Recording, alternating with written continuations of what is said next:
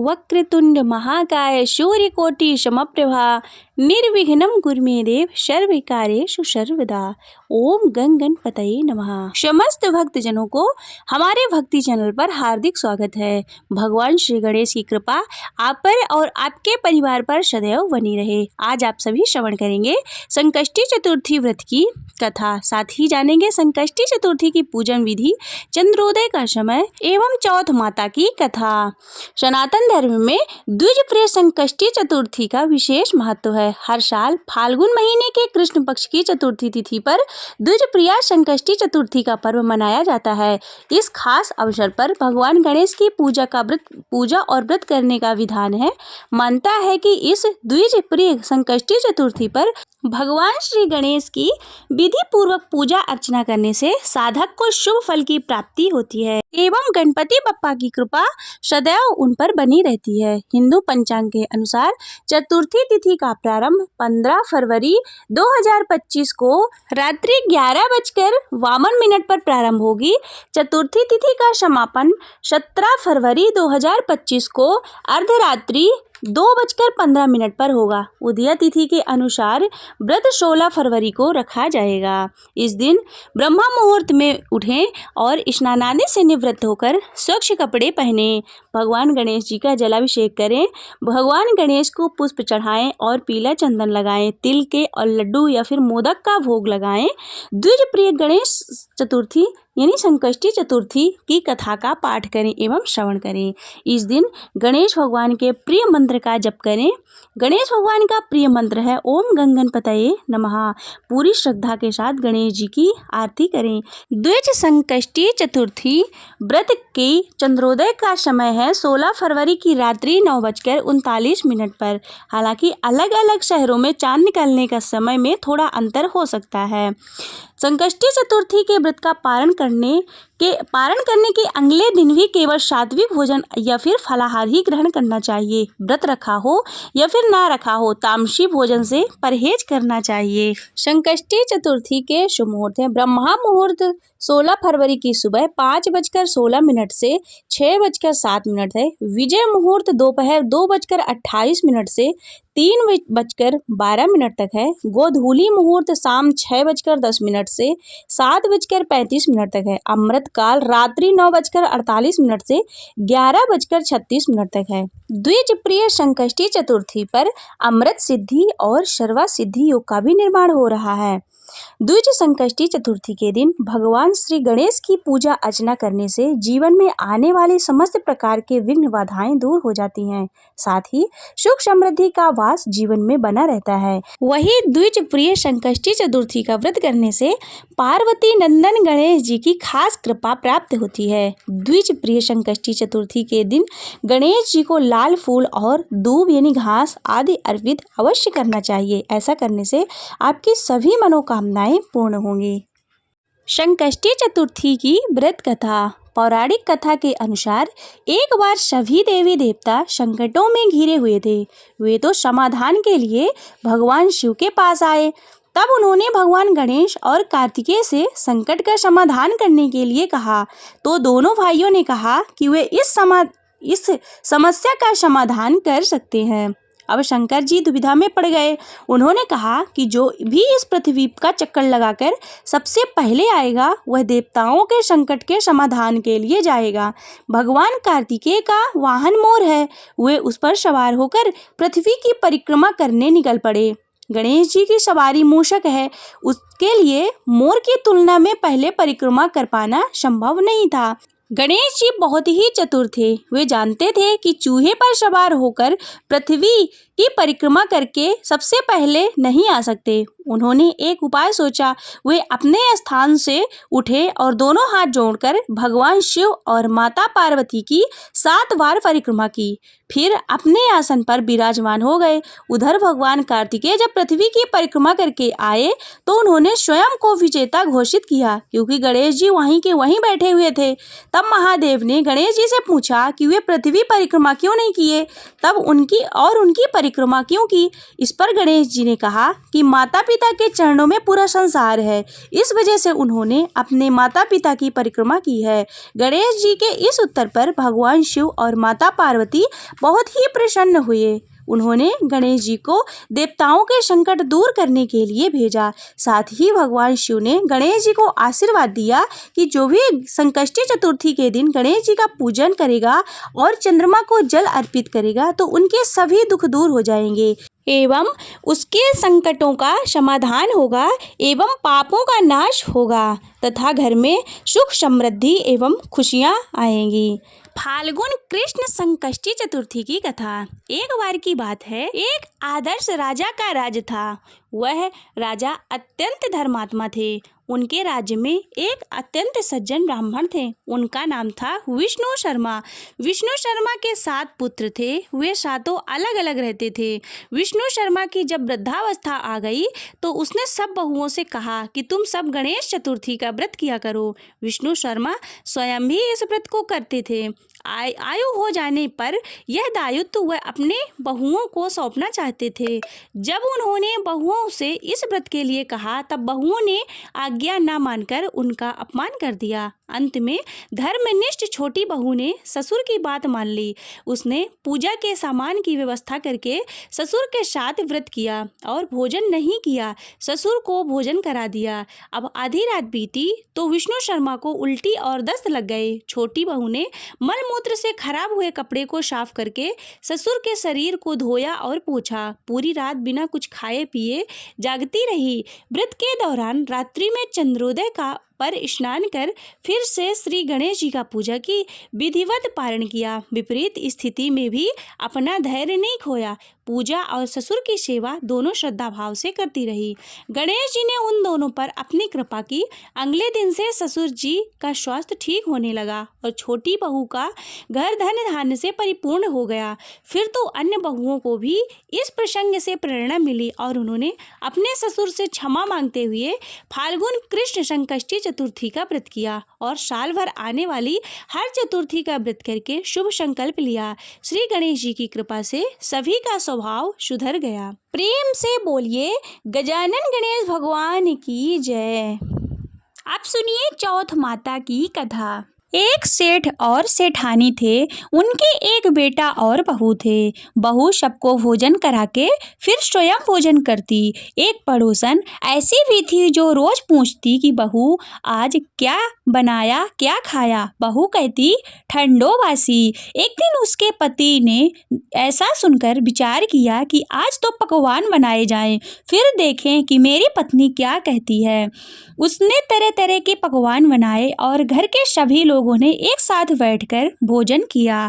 आज भी पड़ोसन ने पूछा तो बहू ने कहा कि ठंडो बासी। सेठ के लड़के ने सोचा हो न हो कोई बात अवश्य है जिससे कि मेरी पत्नी ऐसा कहती है। उसने पत्नी से पूछा कि तुम रोज ठंडो बासी खाया ऐसा क्यों कहती हो, जबकि अपन सबने एक साथ बैठकर तरह तरह के पकवान खाए। उसकी पत्नी बोली कि अपन जो खा रहे हैं वह बाप बूढ़ों की कमाई है। जिस दिन आप कमा कर लाओगे उस दिन मैं समझूंगी कि ताज़ा भोजन कर रहे हैं। अब एक दिन लड़के ने माँ से कहा कि मैं एक बड़े शहर में कमाई करने जा रहा हूँ। माँ बोली कि बेटा अपने पास इतना धन है कि खाया नहीं खुटेगा। माँ के मना करने पर भी बेटे ने स्वयं कमाने का दृढ़ निश्चय कर लिया और जाते समय पत्नी से कहा कि मैं जब तक कमा कर बहुत सा धन लेकर न आऊं तुम चूल्हे की आग मत बुझने देना। फिर एक दिन चूल्हे की आग बुझ गई तो वह मन ही मन घबराने लगी, कहीं मेरे पति पर संकट तो नहीं आन पड़ा, जल्दी से पड़ोस में से आग लाकर चूल्हे में रख दूं। ऐसा विचार करके पड़ोस में गई। वहां पड़ोसन चौथ माता का व्रत पूजन पूजन कर रही थी। पड़ोसन ने कहा, थोड़ी देर में आकर ले जाना। बहू ने पड़ोसन से पूछा, आप यह व्रत क्यों करती हैं? इससे क्या मिलता है? पड़ोसन ने कहा, चौथ माता के इस व्रत को करने से अन्न लक्ष्मी मिले और सभी मनोकामनाएं पूर्ण हो। अब बहू भी चौथ माता का व्रत करने लगी। दीवार पर चौथ माता बनाई। उस दिन घी गुड़ का चूरमा बनाकर रात्रि को चंद्रमा को अर्घ देकर भोजन करती। ऐसा करते करते बहुत दिन हो गए। चौथ माता ने उस बहू के पति को सपना दिया, साहूकार का बेटा, तू जागे कि सोवे, तेरी पत्नी बहुत याद कर रही है, घर जाकर उसकी चिंता मिटा दे। तू दुकान खोलकर कंकु केसर का पगल्या बनाकर बैठ जाना। आज तेरा हिसाब किताब चुकता हो जाएगा। अब तो चौथ माता ने कहा था वैसा ही हुआ। उसने घर जाने की तैयारी की और गाड़ी भर के धन दौलत लेकर चल दिया। रास्ते में एक बड़ा सा नाग फन फैलाए बैठ गया और कहने लगा, आज तो मैं तुझे डसूंगा, छोड़ूंगा नहीं। आज तेरी आयु पूरी हो गई है। सेठ के लड़के ने कहा, आज चौथ माता ने मुझे सपना दिया है, मैं तो पत्नी से मिलने जा रहा हूँ। वहाँ मेरी पत्नी बहुत चिंता कर रही है, मैं उससे मिलकर जरूर आऊँगा। तब तुम मुझे डस लेना। नाग ने कहा कि तुम शपथ पूर्वक कहकर जाओ तो मैं तुम्हें जाने दूंगा, परंतु लौटकर नहीं आए तो तुम्हारे घर आकर तुम्हें डस लूंगा। इस प्रकार सर्प को वचन देकर वह अपने घर पहुंचा। वहां सभी से हंसी खुशी से मिला और भोजन करने उदास होकर बैठ गया।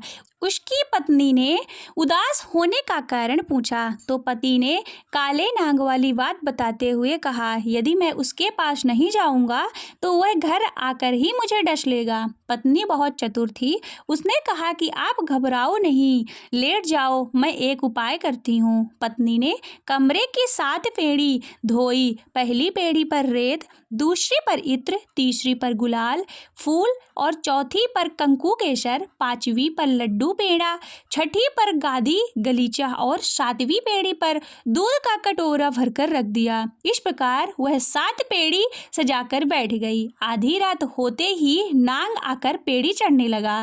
पहली पेड़ी पर रेत में लौट गया और कहने लगा कि सेठ की बहू ने तो आराम तो बहुत दिया, पर बचनों से बंध कर आया हूँ तो डसूंगा अवश्य। इसी प्रकार 7 पेड़ियों पर नाग आराम करता हुआ कहता हुआ कि डसूंगा जरूर। कमरे ने जाने ही वाला था कि चौथ माता ने विचार किया कि मैं इसे नहीं बचाऊंगी तो संसार में धर्म कर्म और व्रत पूजा को कौन मानेगा। अब तो गणेश जी, चंद्रमा जी और चौथ माता ने उसे बचाने का विचार किया। चंद्रमा ने उजाला किया, चौथ माता ढाल बनी और गणेश जी ने तलवार लेकर नाग को मार दिया और ढाल से ढक दिया। अब बहू भी थकी हारी सो गई।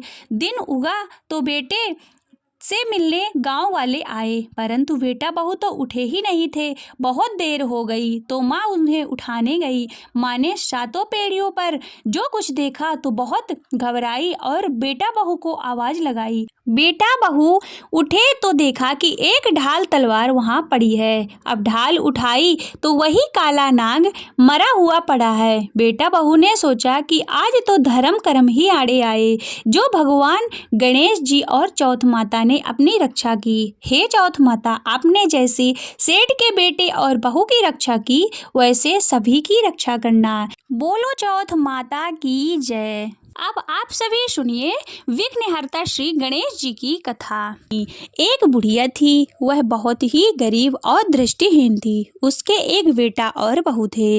वह बुढ़िया सदैव गणेश जी की पूजा किया करती थी। एक दिन गणेश जी प्रकट होकर उस बुढ़िया से बोले कि बुढ़िया माँ, तू जो चाहे सो मांग ले। बुढ़िया बोली, मुझे तो मांगना नहीं आता, कैसे और क्या मांगूं। तब गणेश जी बोले कि अपने बेटे बहू से पूछकर मांग ले। तब बुढ़िया ने अपने बेटे से कही, गणेश जी कहते हैं कि तू कुछ मांग ले, बता मैं क्या मांगूं। पुत्र ने कहा, माँ तू धन मांग ले। बहू से पूछा तो बहू ने कहा कि नाती मांग ले। तब बुढ़िया ने सोचा कि ये तो अपने अपने मतलब की बात कह रहे हैं। अतः उस बुढ़िया ने पड़ोसियों से पूछा तो उन्होंने कहा कि बुढ़िया, तू तो थोड़े दिन ही जिएगी, क्यों ना तू धन मांगे, क्यों तू नाती मांगे, तू तो अपनी आंखों की रोशनी मांग ले, जिससे तेरी जिंदगी आराम से कट जाएगी। उस पर बुढ़िया बोली कि यदि आप प्रसन्न हैं तो मुझे 9 करोड़ की माया दें, निरोगी काया दें, अमर सुहाग दें, आंखों की रोशनी दें, नाती दे, पोता दे और सब परिवार को सुख दें और अंत में मोक्ष दें। यह सुनकर तब गणेश जी बोले कि बुढ़िया माँ, तुमने तो हमें ठग लिया, फिर भी जो तूने मांगा है वचन के अनुसार सब तुझे मिलेगा। यह कहकर गणेश जी अंतर ध्यान हो गए। उधर बुढ़िया माँ ने जो कुछ भी मांगा वह सब कुछ मिल गया। हे गणेश जी महाराज, जैसे तुमने उस बुढ़िया माँ की लाज रखी वैसे सभी की रखना, जैसे उस बुढ़िया माँ को सब कुछ दिया वैसे सभी को देना। बोलिए गणपति महाराज की जय। चौथ माता की जय। गणेश चालीसा। जय गणपति सद्गुण सदन, कविवर वदन कृपाल, विघ्न हरण मंगल करण, जय जय गिरे जालाल। जय जय जय गणपति गणराजो, मंगल भरण करण शुभ काजो, जय गज वदन सदन सुखदाता, विश्व विनायक बुद्धि विदाता, वक्रतुंड सुचि शुंड सुहावे, न तिलक त्रिपुंड भाल मन भावन, राजत मणि मोक्तन और माला, स्वर्ण मुकुट शिर नयन विशाला, पुस्तक पाणि कुठार त्रिशूलम, मोदक भोग सुगंधित फूलम, सुंदर पीतांबर तन्य साजित, चरण पादुका मुनि मन राजित, धन्य शिव सुवन शरण्य भ्राता, गौरी लालन विश्व विख्याता, रिद्धि सिद्धि तव चंवर सुधारे, मूषक वाहन शोहत द्वारे, कहो जन्म शुभ कथा तुम्हारे, अति शुचि पावन मंगलकारी, एक समय गिरिराज कुमारे, पुत्र हेतु तप कीन्हा भारी, भयो यज्ञ जब पूर्ण अनुपा, तब पहुँचो तुम धरि द्विज रूपा, अतिथि जान के गौर सुखारे, बहुविधि सेवा करे तुम्हारे, अति प्रसन्न हवे तुम वर दीन्हा, मातु पुत्र हित जो जप तप कीन्हा, मिलहि पुत्र तोहि बुद्धि विशाला, बिना गर्भ धारण यही काला, गणनायक गुण ज्ञान विधाना, पूजित प्रथम रूप भगवाना, अस कही अंतर ध्यान रूप हवे, पालन परिवालक स्वरूप हवे, वन शिशुरुदन जवहि तुम ठाना, लखी मुख नहीं गौरी समाना, सकल मगन सुख मंगल गावहि, नाभित सुर न सुमन वर्षावहि, शंभु उमावहु दान लुटावहि, सुर मुनि जन सुति देखन आवहि, लखी अति आनंद मंगल राजा, देखन भी आए शनि राजा, निज अवगुण गुण शनि मन माही, बालक देखन चाहते नाही, गिरिजा कछु मन भेद बढ़ायो, उत्सव मोर न शनि तुझे भायो, कहते लगे शनि मन सकुचाए, का करि हो शिशु मोहि दिखाई, नहीं विश्वास उमा उर भयो, शनि सो बालक देखन कहयो, पद तहि शनि दृढ़ कोड़ प्रकाशा, बालक सिर उड़ गयो आकाशा, गिरिजा गिर विकल हवे धरणी, सो दुख दशा गयो नहीं वर्णी, हा काल मचो कैलाशा, शनि कीन्हो लखी सुत को नाशा, तुरत गरुड़ चढ़े विष्णु सिधाए, काटि चक्र सो गज सिर लाए, बालक के धड़ियों पर धरयो, प्राण मंत्र पढ़ि शंकर डार्यो, नाम गणेश शंभु तब कीन्हे, प्रथम पूज बुधि विधि वर दीन्हे। बुद्धि परीक्षा जब शिव कीन्हा, पृथ्वी कर प्रदक्षिणा लीन्हा। चढ़ी षडानन भर मिरि भुलाई, रचे बैठ तुम बुद्धि उपाय। चरण माति पितु के धर लीन्हे, तिनके साथ प्रदक्षिण कीन्हे। धनि गणेश कह शिव ही हर्षे, नभते सुमन सुरन बहु वर्षे। तुम महिमा बुद्धि बढ़ाई, शेष सहस मुख सके न गाई। मैं गति मतिहीन मलिन दुखारी, करहूँ कौन विधि विनय तुम्हारी। भजते राम सुंदर प्रभु दासा, जग प्रयाग करा दुर्वासा। अब प्रभु दया दीन पर कीजय, अपनी शक्ति भक्ति को दीजय। श्री गणेश यही चालीसा, पाठ करे कर ध्यान। नित्य नव मंगल गृह वशे, लहे जगत सम्मान। संबंधप निसहस्त्र दश, ऋषि पंचमी दिनेश।